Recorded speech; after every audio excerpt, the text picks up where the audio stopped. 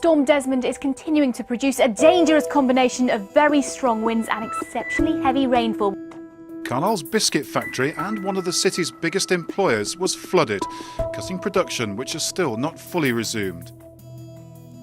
The devastation of the flood in Cumbria was all over the news, so I woke up to that and quickly phoned the team to find out we had a real problem.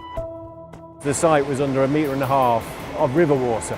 The place was surrounded by police, fire service. We talked through what had happened, where we were up to and what the next step should be.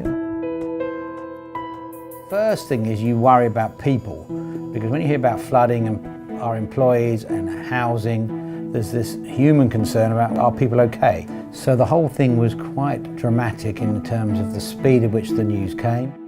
That meant assembling an agile team that could really work quite closely with RSA to make sure that we could authorise, approve, spend and really crack on as quickly as we could with the relief effort. I was one of the first people in with head torches and torches. You couldn't see a thing. It's quite key to get down there and see it for yourself because it actually brings it alive.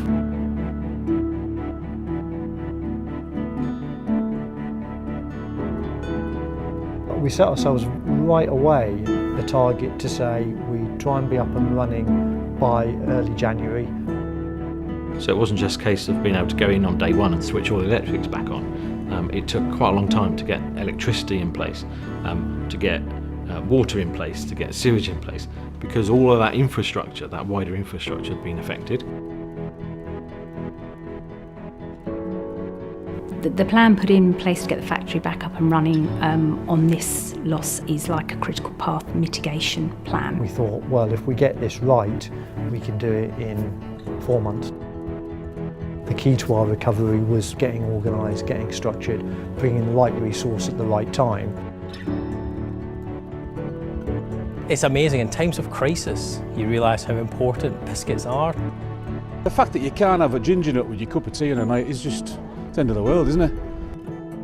The British nation is absolutely wedded to these iconic products, so all of a sudden to have this site not able to produce, it was something that was covered by national press as well as local media. Not just how do you get your premises back in operation, but how do you get your business back to where it was. You're talking about somebody cleaning every individual nut and bolt on a machine. It meant that they felt involved in putting that business back together. We put the Christmas lights up to say, have a cracking Christmas, everybody. My word, Prince Charles is coming to see us. It really was a great boost to the workforce and the community. By the first week in January, we actually had some gold bars leaving the site. In about 8 weeks, we had most of the lines running. What they picked out was the huge team effort. Working together as a team, communicating well, regular meetings and just understanding the case and being prepared to put that input in to make it all come together. I think our service is important to Pladis because we can give them a holistic view of risk across all of their business operations